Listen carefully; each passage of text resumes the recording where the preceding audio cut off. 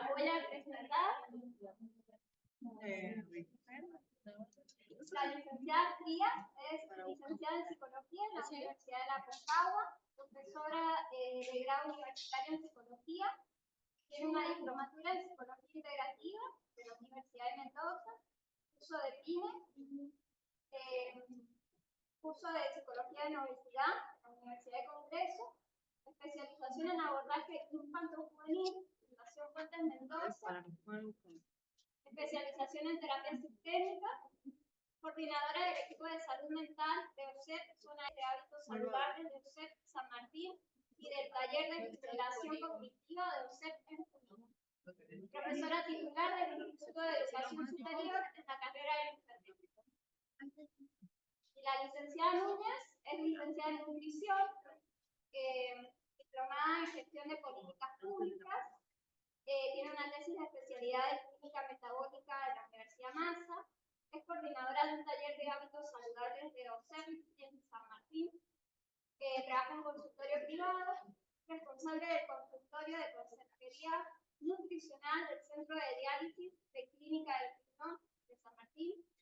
Se ha desempeñado con 20 años de encargada del servicio de nutrición y alimentación del Sanatorio Argentino en San Martín, e igual periodo en hogares de residencia de adultos mayores de San Martín. Bueno, muy buenas tardes. Como ya nos presentaron, mi nombre es Natalia, vengo con mi compañera Cecilia y les vamos a contar un poco lo que hacemos en los talleres de hábitos saludables en OSEP de San Martín. Para que sean las dos. Bueno, cuando nosotros estos talleres los llevamos a cabo el día lunes, tienen toda una parte psicoeducativa y después una parte de seguimiento. Nuestros consultantes, ¿cómo llegan? Llegan llenos de dudas, de expectativas. El tema del alimento es un elemento estresor. ¿Por qué? Porque la mayoría tiene sobrepeso, obesidad, y tenemos algunos poquitos casos con obesidad mórbida, que generalmente esos son tenidos también en terapia individual, no en el dispositivo de taller. Entonces, en este entramado es que llegan sin saber cuál es la necesidad y cuál es el deseo que tienen, y muchas veces vienen atravesados por crisis situacionales, crisis evolutivas, o que están transitando un duelo, o por ahí con rótulos de decir, yo estoy acá, pero mi familia me dice, ¿para qué vengo ahora? O después de grande quiero adelgazar. Entonces ahí surgen algunas de las preguntas que ellos nos plantean que les hemos traído. Bueno, los pacientes inmersos en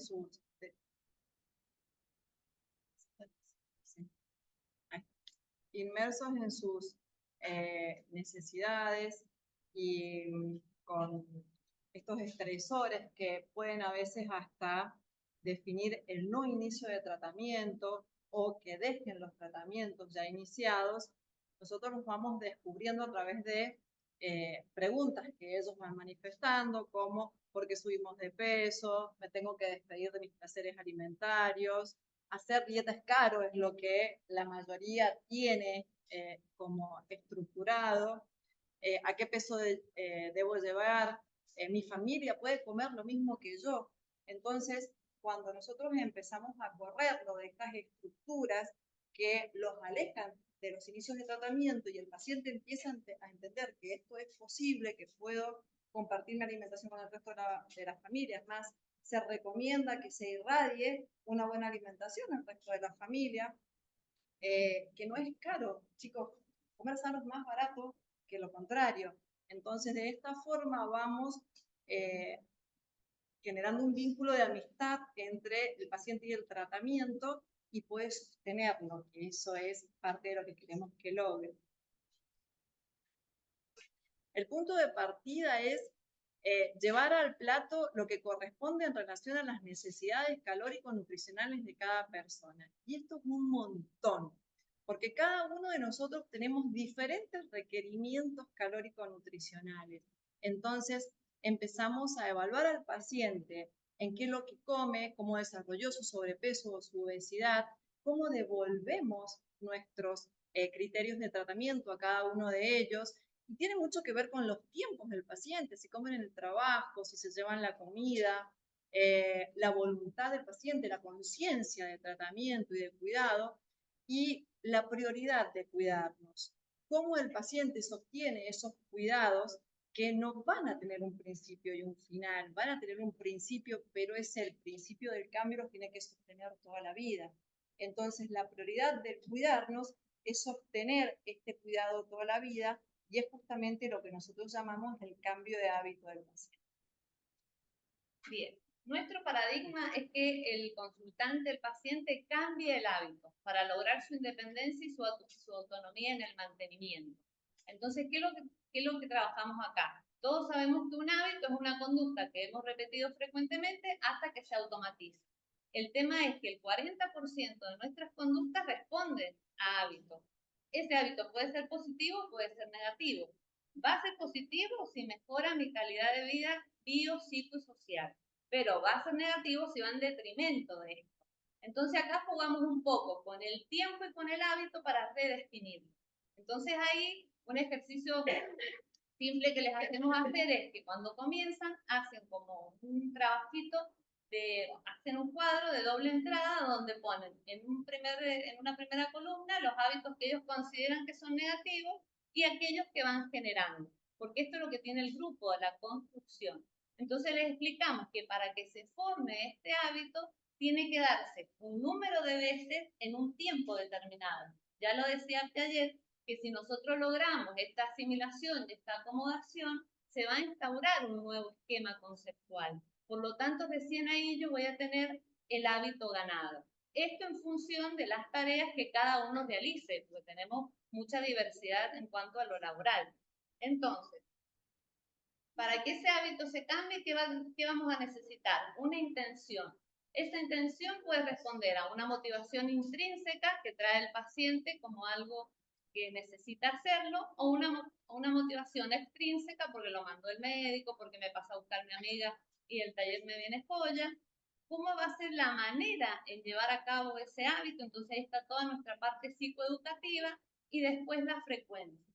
En este proceso nosotros nos encontramos que, por ejemplo, el consultante va a ir oscilando entre esta motivación y la ambivalencia, junto con los mecanismos de defensa. Bueno, comí pero fue re poquito, no fue un desarreglo tan grande. Entonces ahí es donde tenemos que trabajar lo que el paciente tanto dice, y recién lo decía el profe, la fuerza de voluntad. Cómo esta fuerza de voluntad no es algo simple, es algo que se construye, que se redefine y tiene que ver con una entidad psíquica que atraviesa el sujeto. Por eso es importante que la actividad que vaya a mejorar o el hábito que vaya a ganar pase por sus necesidades, sus características, su estado civil y demás. Bueno, lo que nosotros les proponemos a los pacientes es un abordaje integral y el punto es desestresar al paciente en todas sus negatividades que acarrea en tratamientos ya realizados y creen que intentarlo nuevamente es un fracaso seguro. Entonces, el trabajo conductual hace que nosotros gestemos en el paciente otra conducta, más allá del qué comemos, el cuánto comemos, es cómo nos predisponemos ante este tratamiento. Bien, ¿qué objetivos nos vamos a plantear? Las herramientas que el consultante se tiene que llevar. ¿Cuáles son las herramientas? Que tenga estrategias de afrontamiento y cuidado. Por ejemplo, tengo un casamiento. ¿Cómo hago? ¿Cómo llego? ¿Tengo que ir a hacer compras? Bueno, esos son pequeños tips. No ir a hacer las compras con hambre. Si sé que voy a ir a un lugar, tomar porciones pequeñas, ya lo va a explicar bien Ceci. Entonces, eso va a tener que ver con un enfoque individual, que si bien nosotros usamos un dispositivo grupal, cada paciente tiene su particularidad y es así como se baja el plan alimentario.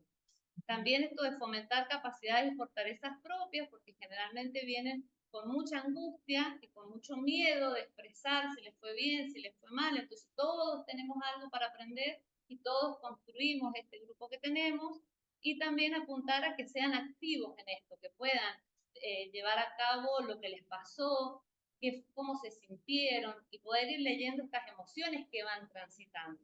Bien, la reducción de riesgos y daños. Entendemos que la obesidad es una enfermedad psicoconductual crónico-degenerativa que degenera el estado de salud del cuerpo.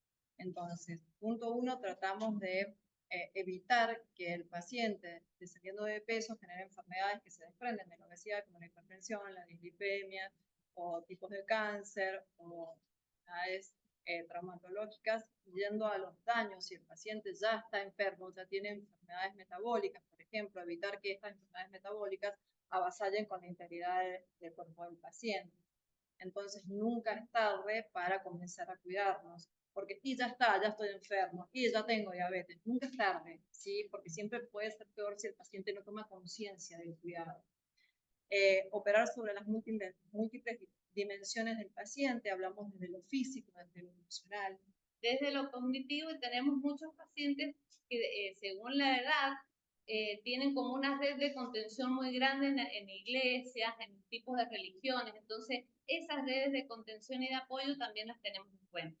El enfoque multifactorial habla de enfocarnos en su genética, en sus conductas, en su medio ambiente, para que puedan realmente ejecutar los cuidados que se les recomiendan.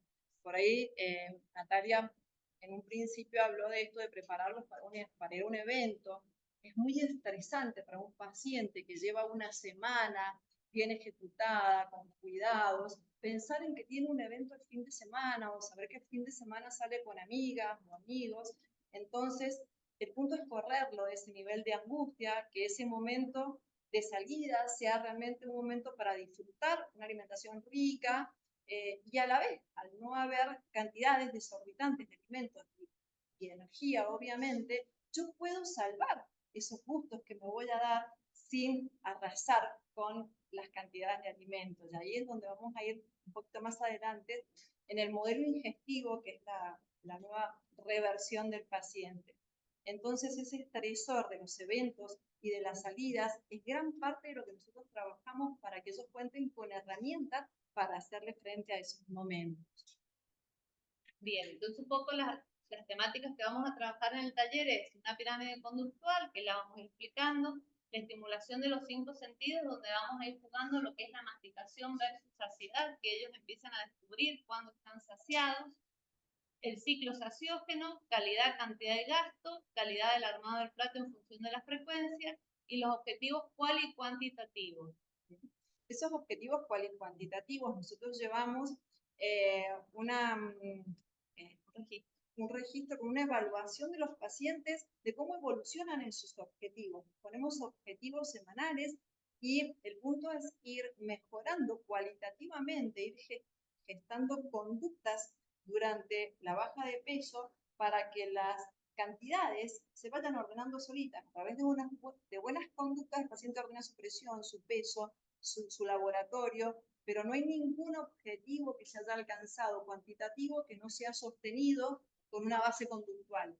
Entonces, el punto es generar bases conductuales, ¿sí?, desestresoras en el paciente para sostener sus logros cuantitativos. Y es esto lo que nosotros los animamos a que ellos registren en esa columna del hábito positivo, por ejemplo. Entonces, el paciente que se va a llevar en el momento de la alimentación, saber qué, cómo, cuándo y cuánto debe comer en función de cada uno. Bien. Nosotros trabajamos con una pirámide conductual. Elegimos una pirámide que la hemos ido desarrollando a lo largo de 17 años, desde que surge la ley de obesidad.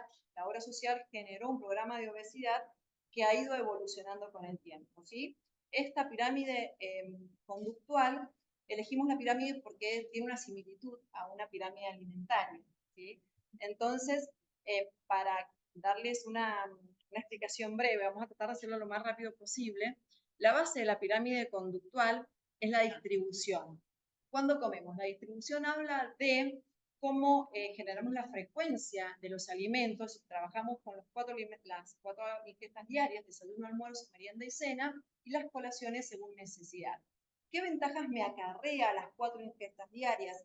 Primero, que los pacientes generen ciclos metabólicos cortos, rítmicos y ordenados, y después que nosotros podamos tener un paciente con un apetito ordenado y no un paciente hambreado.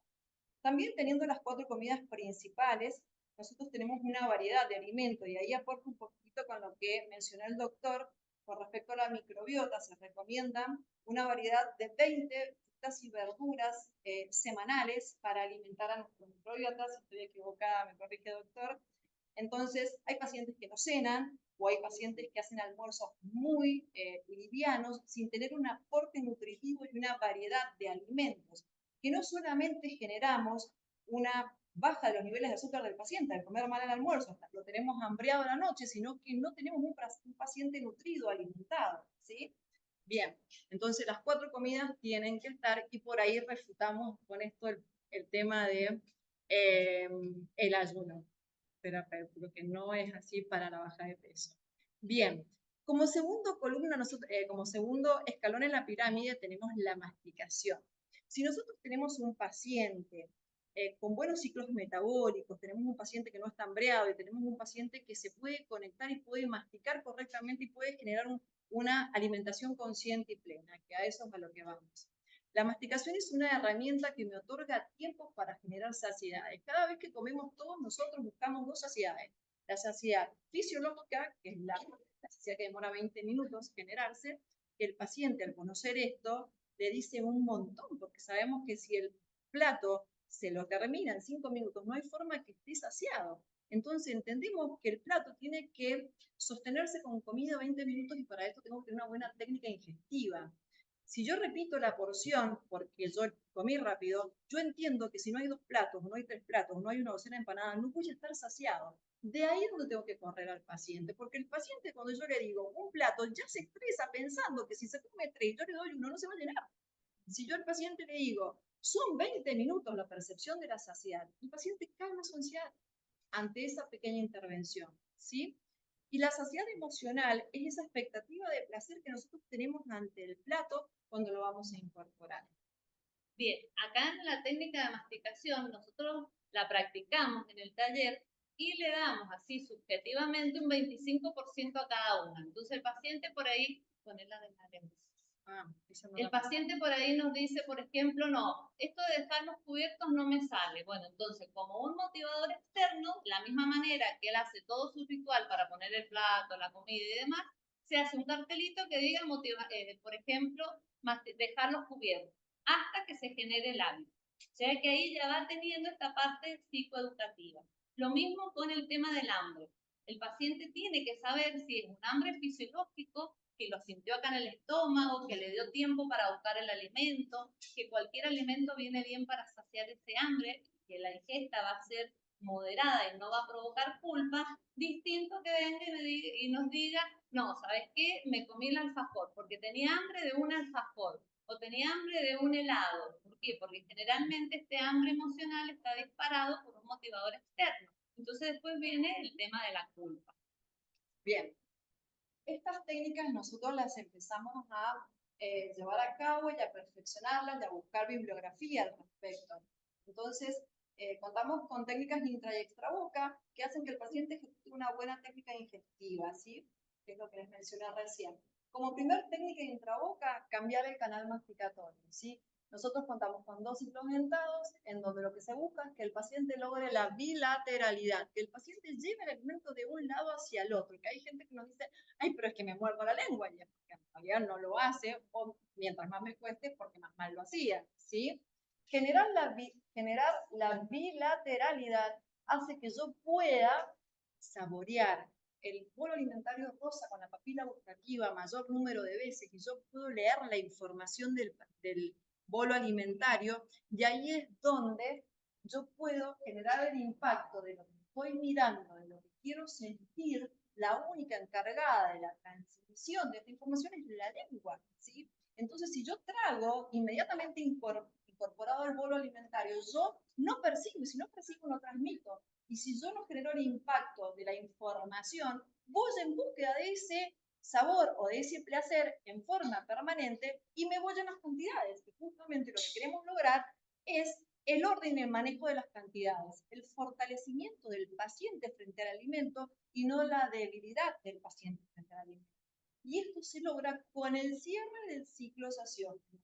Lo que miro, lo percibo y lo transmite. Unimos las 3 esferas e insistimos en este tipo de modelo ingestivo para que el paciente perciba placer y pueda decir hasta acá como suficiente. Ese es el mayor logro del paciente, cuando lo fortalecemos frente al alimento y pueda definir el fin del momento ingestivo. ¿Sí? En esto hacemos mucho. El ciclo saciógeno, cuando nosotros estamos frente a una... ¿Ah? ¡Ay, 4 minutos! Nos queda poco.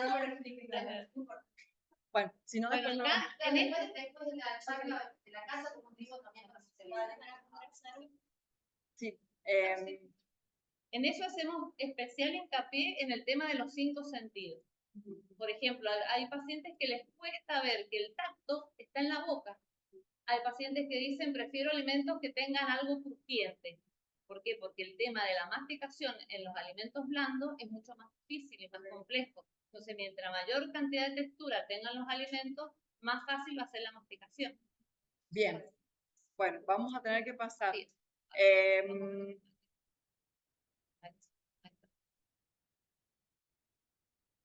Bueno, ¿qué comemos? El alimento adecuado no llega de una manera mágica al plato. Lo que nosotros tratamos de que el paciente gestione ciclos organizacionales. Si tengo poco tiempo, si tengo poco tiempo para hacer compras, para cocinar, entonces si bueno, un día hago compras, cuando tengo un mínimo de tiempo cocino, entonces de esta manera va ejercitando y tomando el ejercicio de un alimento adecuado a nivel calórico nutricional en el plato. Y ahí es donde hacemos que el paciente entienda que esto es viable, ¿sí? Que esto lo puede ejecutar más allá de que trabaje todo el día, de que haga horario continuo, que se tenga que llevar la comida al trabajo. Bien. Y lo que nosotros buscamos justamente es romper con ese círculo vicioso, generando cierto caos en esta rutina que trae para que se abra una nueva sinergia, ¿sí?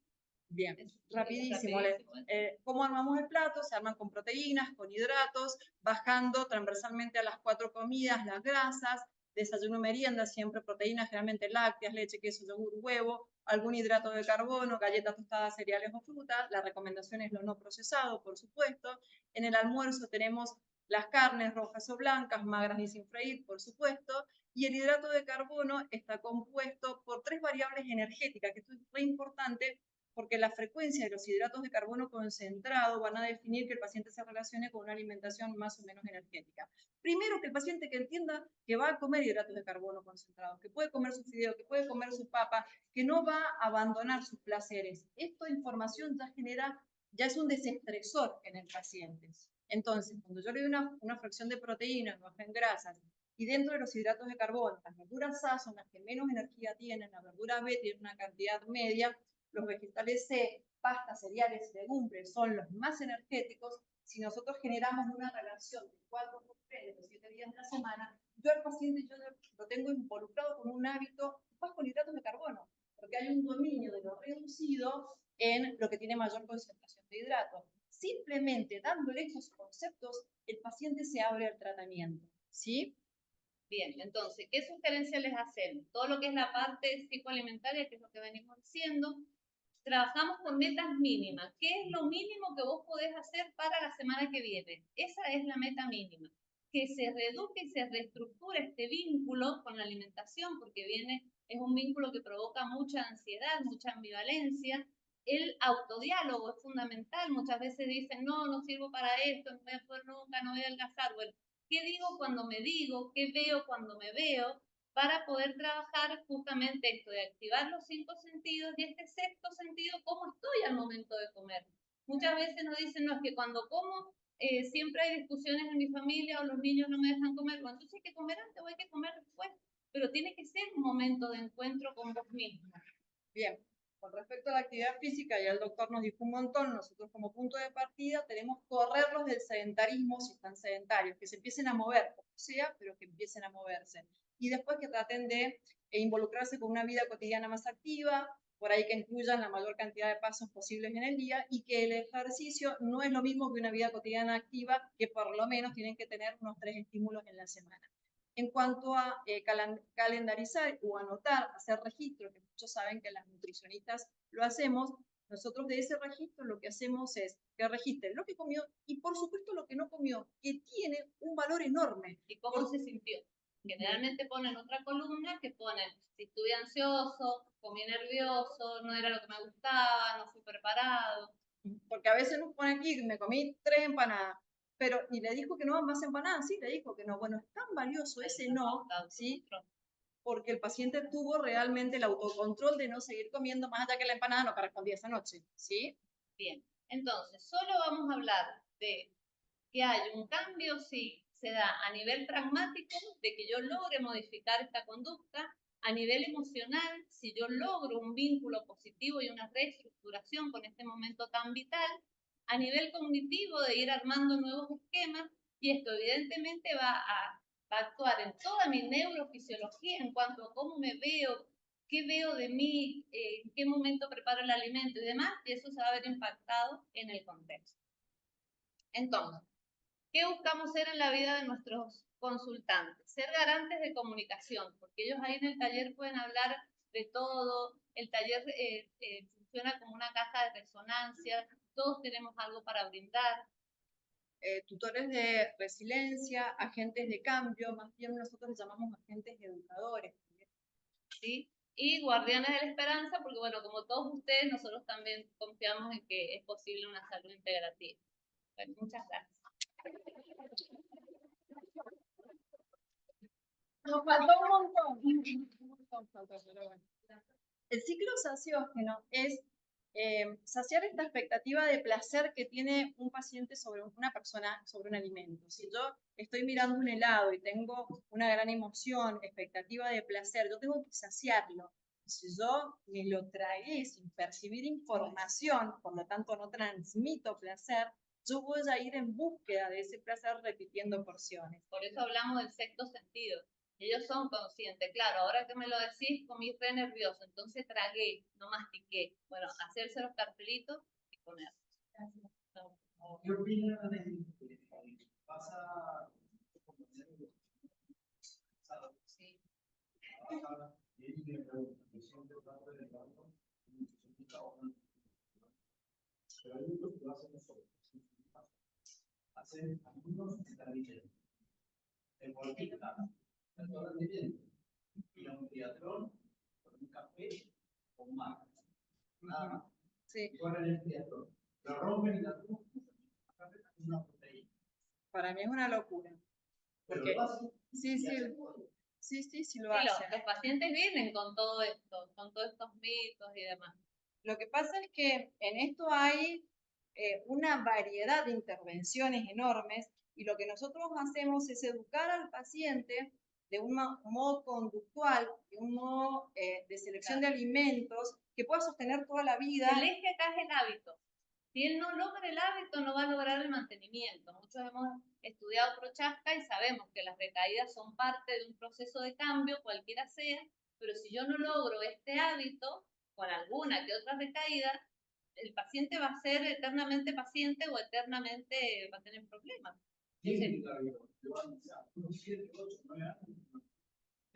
Claro, hay que... Sí, estoy al tanto que se hace. Sí. Es que el ser humano, a través de los 60.000 años que tenemos, vamos a pensar. Pero que con tantas variables de variedades genéticas, no principios fundamentales, pero sí moderadas. Y el ejemplo está, no sé si ustedes vieron el ejemplo de la hambruna de Holanda. En el caso de la hambruna de Holanda, de las embarazadas, donde nacieron niños ahorradores, eran que se comían un poquito y ya estaba todo en orden, pero esos niños se comían un montón, obeso, hipertenso, diabetes. Digo, tenemos muchas variables genéticas a veces que por ahí hay gente capaz que del mismo del ayuno intermitente la serie. Fantástico, pero sí. la generalidad de las funciones, Exacto. pero se refieren a la generalidad. Sí, y esto de tener el paciente uno por uno. Nosotros en el taller no tenemos dos pacientes iguales, entonces es uno por uno. Es como una terapia a medida, un plan nutricional a medida. La idea sería que el paciente venga a la consulta, tener todas las herramientas, la educación que uno hace, obviamente también te metes en otros aspectos emocionales, 100%, porque la persona está ligada a la emoción, Totalmente. 100% de chicos, no han castigado, no han peleado con comida. Y los rótulos que traen. El alimento, de modo como algo que pueda condicionar lo que vos sentís, lo que somos. Esto que decía En Ceci. mi caso, hacer más fuerza, porque hice mi recuperación, resiliencia, cambio, esperanza, que es un paciente que no vuelva a la dosis. O sea, una vez que termine su tratamiento, uno le da el alta, no tiene que pasar por ningún más. Porque si uno le ofrece todas esas herramientas, obviamente es para toda la vida. El hábito va a tener que mantenerse. La conducta, la voluntad. Es un caminito de hormiga. Nosotros, bueno, ahí en la obra social, si el paciente necesita de alguna especialidad, se lo deriva, se lo sigue. Claro, sí. Tenemos un grupo de WhatsApp donde somos como 70, todos los lunes subimos material. Es como que, bueno, sí, es difícil. Muy difícil. Sí, es difícil. Sí, por ahí nosotros lo que también manejamos es que el paciente bajó 15 kilos y se le dio el alta, que en realidad nosotros le decimos que nunca le vamos a dar el alta porque es como la presión, la presión se altera, voy, reajusto dosis de medicación. Entonces, bueno, a ver, subí tantos kilos, a ver qué pasa, en qué me fui, qué tengo que mejorar. Entonces, es una enfermedad crónica que necesita de un reajuste todo el tiempo. ¿Sí? Lo bueno es que ellos vayan viendo cuáles son las pautas de alarma. Entonces vuelven y dicen, mira, me fui con esto, o no me sale tal cosa. Sí, sí, sí. Sí, sí, sí, sí, Tal cual. sí, Sí. Toda la vida. Sí. Y hay detonadores, por ejemplo, hace un año pesaba 50 kilos y ahora pesa 80. Bueno, hubo seguramente un detonador emocional que puedo averiguar qué pasó un año atrás para ver qué fue lo que te pasó. Nosotros Una tenemos muerte, que a veces sin trabajo, algunos separado, cuestionarios que a veces les no entregamos. cierto. Sí, algunos cuestionarios que a veces les damos para que se lleven de tarea y por ahí sale esto de alguna crisis evolutiva, situacional, ellos van marcando y hay pacientes que tienen que estar en terapia individual, que no son para un taller, por ejemplo. Sí, totalmente. Por ejemplo, los chicos tienen trastornos mentales. Sí. Claro, no, individualmente nada, nada. Individualmente nada. Cuando agarran el tiempo, ¿cómo se plantean los talleres? ¿Cuánto tiempo? ¿Siempre se van abriendo nuevos o si se van incorporando? Los talleres son los días lunes. La primera hora es todo lo que es la parte de control y mantenimiento, donde nosotros vamos agrupando a los pacientes según las características, ¿sí? Hay pacientes que responden a un dispositivo de taller y hay pacientes que no. Entonces ahí tenemos el horario de 9, de 10, de 11 a 12, 12 y media, se hace toda la parte psicoeducativa, que son 3 lunes seguidos y después pasan o a terapia individual o al dispositivo de taller. Pero eso es todos los lunes. Sí, es como enorme. En el año, digamos, un año con su Según el grado de Exacto. obesidad, en realidad, si es obesidad Claro. grado 1, puede estar hasta 6 meses, 2, 9 meses. O 3, nosotros un mismos le año. vamos diciendo, no, el lunes que viene no hace falta que vengas, venís a tal fecha, a tal día. De todos modos, chicos, a nivel conductual, lo ideal es que el paciente se sostenga un año conductualmente, porque en un año el paciente tuvo relación con sus eventos familiares, con las vacaciones, con las Pascuas, vacaciones de verano, vacaciones de invierno. Entonces el paciente se va reversionando en cada uno de los momentos de su vida. Por eso la cirugía bariátrica pide un año de educación conductual. Claro. ¿Sí? Porque se ha hablado por ahí del tema de las enfermedades crónicas son incurables. Yo estoy en desacuerdo.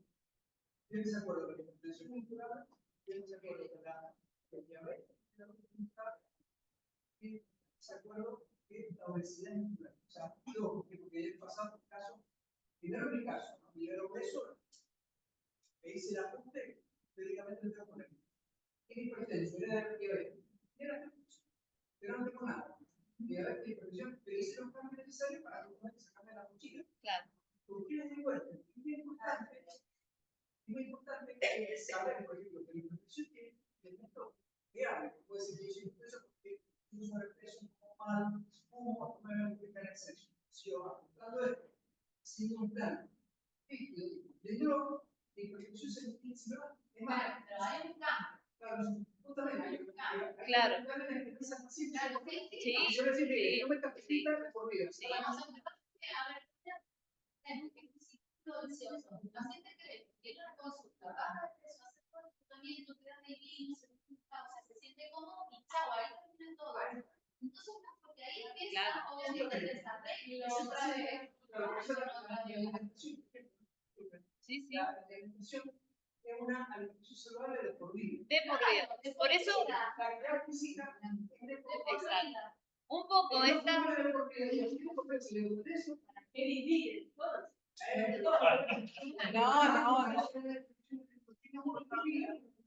Un poco, este material que nosotros les hemos traído a ustedes es un material que se trabaja con el paciente. Todas estas filminas que les hemos traído es material que nosotros tenemos en nuestra mesa, es material que se le explica que si el cambio no se da en todas estas esperas, va a fallar. Entonces por ahí vienen y dicen, lo otro lo he logrado, pero a nivel emocional estoy bajón. Bueno, a ver qué pasó con ese bajón. ¿Tuviste hambre emocional? Sí, ¿en qué situaciones? Entonces se va trabajando, por eso es como muy artesanal el trabajo que se hace. A eso quería referirme. Es muy artesanal. Porque la primera constante que nosotros tenemos en Claro. la vida después de nacer Sí. es la teta, es la leche, es la temperatura, es la satisfacción oral. Y eso queda en la memoria forever. Sí. Entonces, de alguna manera tiene que ser artesanal, porque no todo el mundo viene con el mismo bagaje. Total. Y para algunos fue la teta, para otros es lo valioso del pan en la casa, para otros es las pastas los jueves, para otros. Entonces, el origen de tu dopamina. ¿Entendés? O sea, si la dopamina, yo la fabricaba comiendo mucho, tuve que cambiar fabricando por la física. Si la dopamina la detonaba por fumar, tuve que cambiar comiendo saludable. Juntándome con gente, participando de FESI.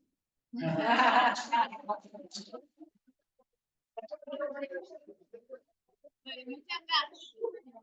Un placer. Un placer.